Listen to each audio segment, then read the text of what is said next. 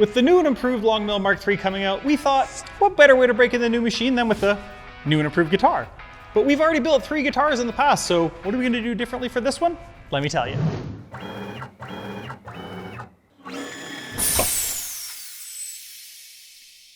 Before we get too far with this video, I'm going to mention that even though I'm creating the models in Aspire, I'm going to create files for VCarve as well. You won't be able to modify the models in VCarve, but you will be able to open the files and explore and even cut out the same project. I debated back and forth for what style of guitar I wanted to make for this build. I got stuck in the mud of whether or not it should be a hollow body, a semi-hollow body, and the pros and cons for each.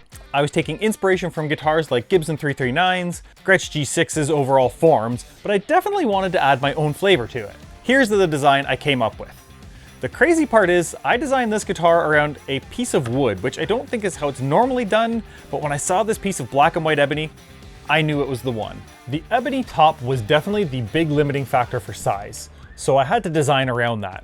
It's only 13¼ inches wide, but I wanted to make a guitar that was roughly the size of a 339, call it 14½-ish inches, which is again how the outer ring came into play.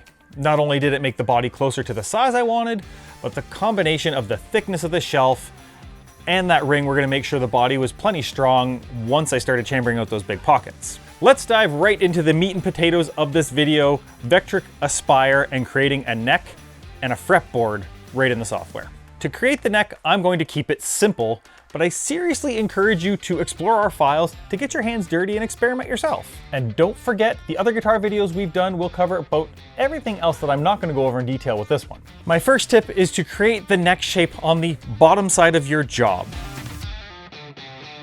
If you create it on the front side, when you carve it, the neck will be backwards.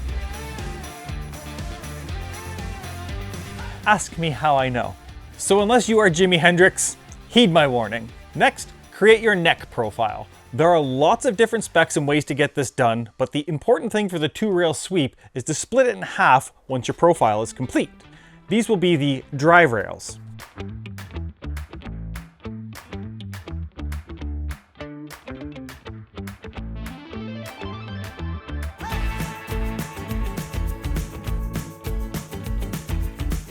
You'll also need to create some rectangles which will act as the profiles that create the actual shape of the neck when combined with the profile rails. Again, these have different specs, so you'll have to figure out what works best for your build.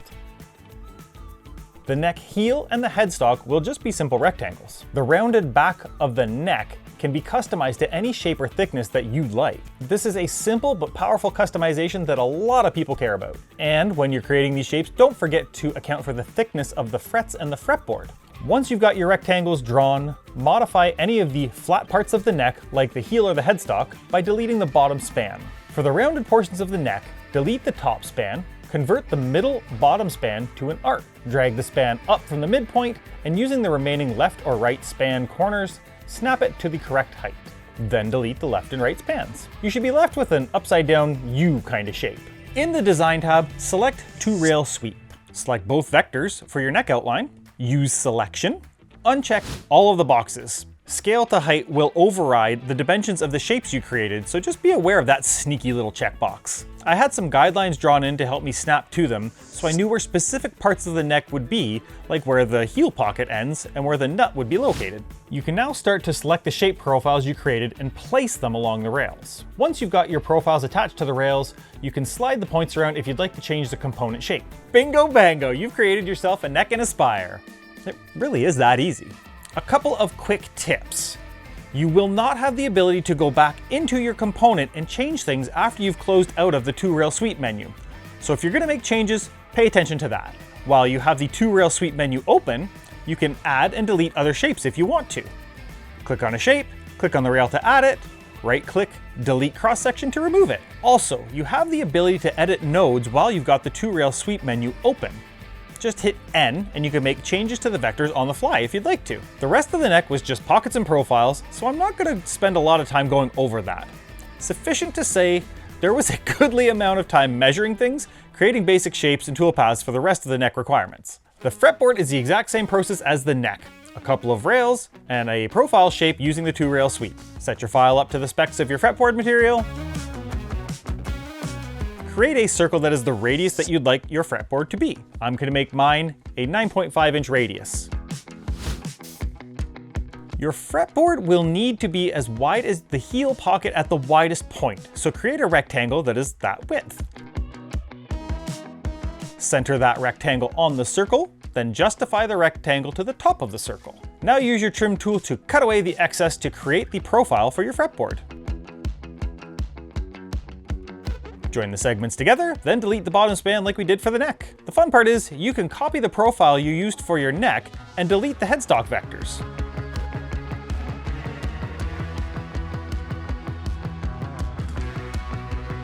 Close the shape, cut the shape in half to create 2 rails. Select the 2 rails, open up the 2-rail sweep. Use selection again, uncheck all the boxes again. Select your shape, click apply, and you've got yourself a fretboard in just a handful of clicks. For the purfling, I tried a bunch of options, but settled on some simplified waves. My test showed me that the crazy detailed stuff was gonna take a really long time, and this project was already taking longer than I wanted. But I still wanted to do something that was cool looking, but also attainable, but wasn't just basic dots. I'm not gonna get into the details for the rest of the toolpaths and files, because it would turn into another 6-part expedition and people might call for a mutiny on me. But you can grab the files and explore to your heart's content.